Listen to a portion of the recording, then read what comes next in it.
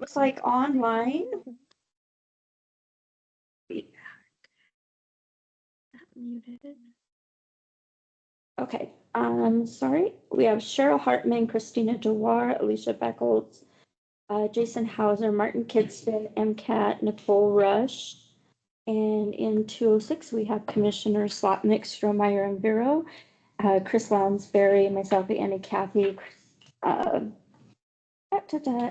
Grants, John Hart, and Maddie Scott. And then we have Joshua Linkity, thank you. Griffin Smith and Dusty Graham. I think that's it. Okay, thank you. Is there any public comment on items not on the agenda today? Seeing none, we have. Just for folks who might be out in media land, item number 2 on the consent agenda has been postponed. So just getting to that. Oh, sorry, I jumped the gun. I'm sorry. Yes, we have 12 items on the consent agenda, and as Chris just mentioned, number 2 is being postponed. We've got folks here who I normally don't see in the room, so I don't know if anyone was here specifically for an item on the consent agenda, but if you wanted to say a few words so as not to have totally wasted your trip over here, happy. Imagine Sergeant Belinkity here to chat about the SROs. I'm here to answer any questions if you guys have any that I don't have it. Any questions from anyone about items on the consent agenda? Yes. Just why is the second one postponed? We're still. Because you're here today. It's a blatant dodge. I don't know either. What? We're just clearing up some contract editing before it's signed. We thought we had everything good, and then the attorneys wanted a few more things edited. Gotcha. Okay. Yep.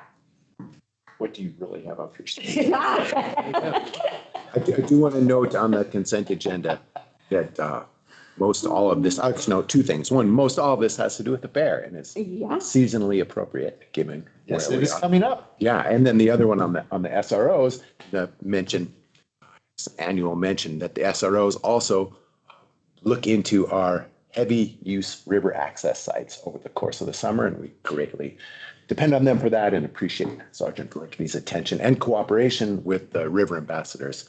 We're also a partner in and who are under the employ of the Clark War Coalition. And how have things been going this year? Well, the weather's been helping us. Take it down. We did take a different approach this year, towing less vehicles. We moved to a citation similar to the parking commission does, where the registered owner gets cited at a smaller fee than the up to $500, I think was the original one. So the thought there is cite the registered owner and move it through the criminal justice system quicker. There's really no penalty other than a fine associated. It has cut back drastically on complaints and then reimbursement on tows. And I mean, it's still pretty early to be determined, but so far, knock on wood, a month in, I haven't had a complaint, where last year I was getting about 1 a day. So Great. I'm happy with it. Okay, thanks. Yeah. Any questions from folks online about items on the consent agenda? All right, shall we do it? All right, I move we make right this consent agenda. Second. Any further discussion? Seeing none, all in favor? Aye. Aye. Okay, thanks everyone for going up to answer questions. So we have 2 action items today. The first, Chris will speak to. This relates to a resolution setting elected official pay for FY25. Yeah, so commissioners, as you'll recall, but for folks who are online and here in the room, by state law, there is a compensation board that determines the pay for elected officials. That board is required statutorily to meet each year. It's made up of the 3 county commissioners, 3 other elected officials, the county attorney, and then citizen representatives who go through and look at things like what is the cost of inflation in Missoula County, what's the rate of growth in Missoula County, how's our population versus other counties, and then we comparatively look at the other counties across the state to determine compensation. So what you have before you is the recommendation that came from the compensation board, and so they were looking at a 3% cost of living adjustment for elected officials in this year, which is in keeping with what is happening for the non-union personnel plan as well for our county staff. and then keeping all other compensation flat as it already has been. Yeah. Okay, so just to be clear, we're remaining consistent with the rest of our non-union staff. We are. Chris, can you talk about how MCA links deputy pay to elected officials? Sure, you bet. So, the Montana Code annotated, as Allison mentioned, in the compensation for elected officials, deputies are tied statutorily to the cost of living increase that the sheriff gets. They'll get the same increase. And then by contract, the detention officers are also subject to that same increase. Unfortunately, the way it works with state law is if elected official pay doesn't change, then neither does deputies. And so it's important that we also recognize and keep up with the cost for our staff as well. So it's tied to more than just the elected Yeah, officials. so if we want to give our 60 deputies a cost of living increase, this is the way to do that. This is the mechanism to do that. And where are we in the lineup across the state compared to? In terms of deputy pay. In terms of deputy pay, this keeps us competitive with those others. As you might recall, a few years ago, we had to make a relatively large adjustment in order to be able to compete with the city and other counties around the state. For elected official pay, it keeps Missoula County in line with the practice of the larger counties, which is really who we compare ourselves to. So places like Yellowstone, Gallatin County, and those others. So. Any questions or motion? Oh, I'm sorry, I was looking to see if Griffin had a question. What county has the highest elected official pay? So it varies by elected position because there's longevity tied to sheriffs and others. So when you look at most counties, it's usually either the sheriff or the county attorney who's the largest or the highest paid elected official.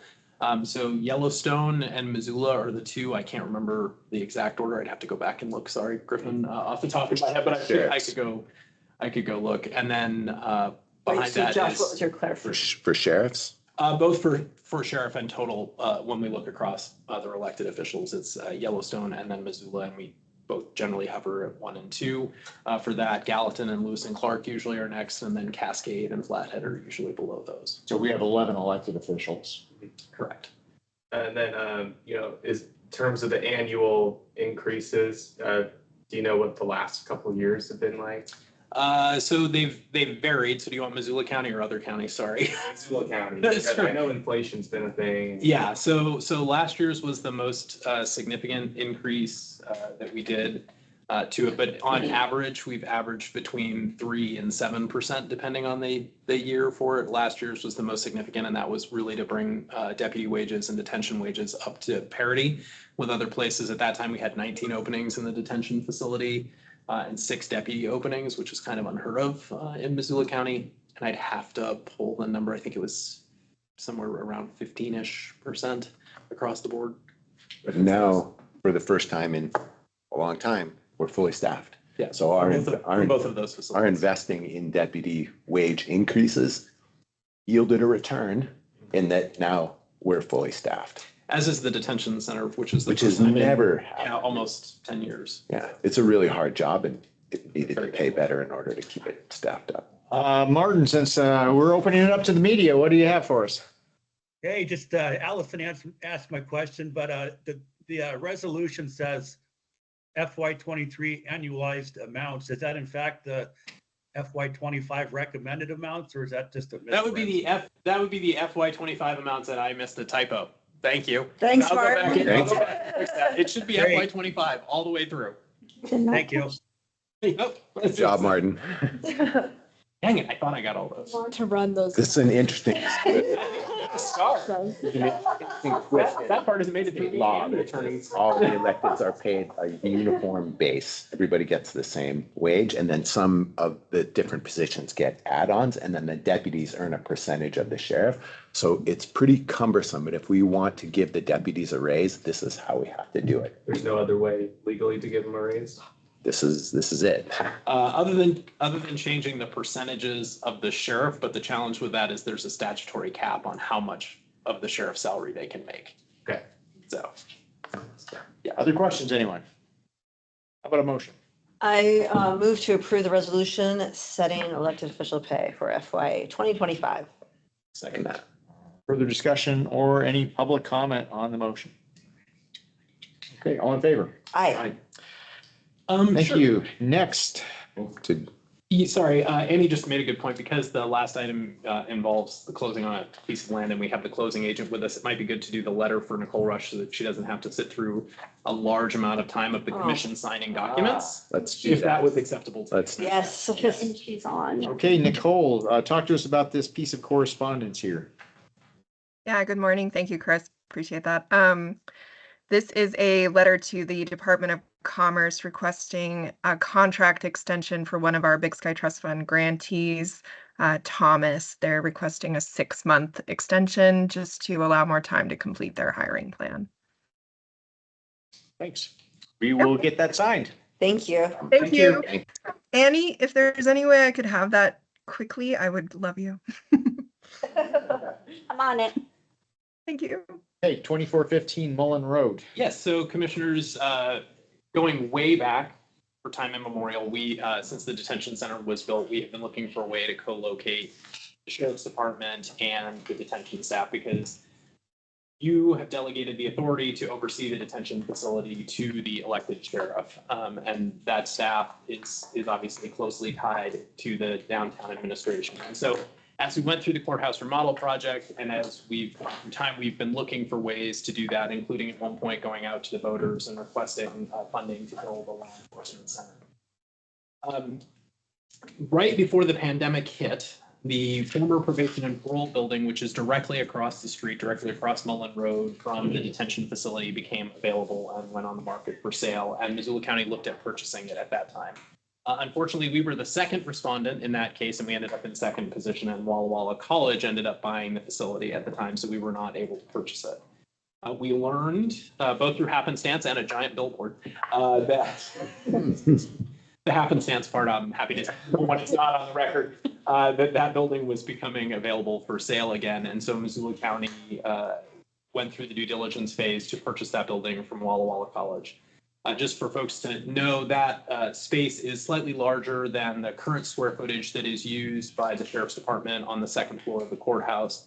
And so what you have before you today is the closing agreement for the purchase of that building. That will allow the detectives administration side of the sheriff's office to co-locate directly across the street from the detention facility.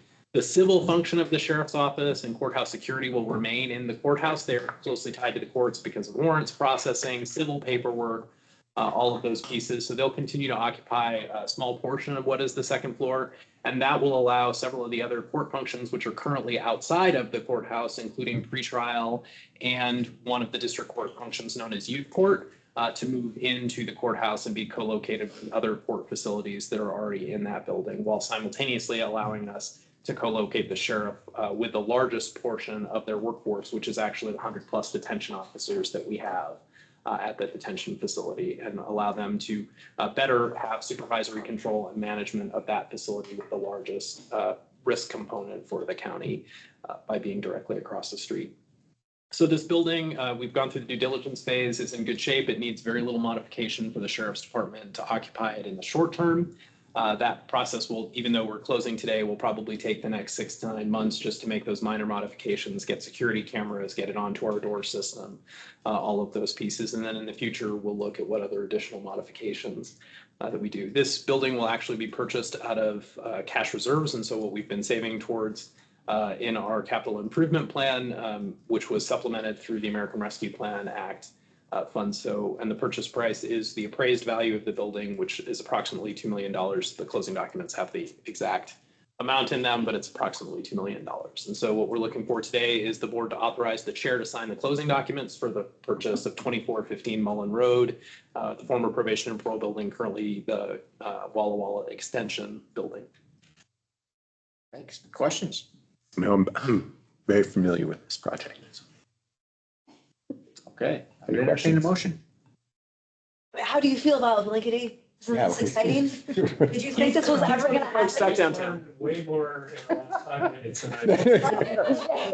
It's been dispelled. So all I heard is I'm not moving. Okay.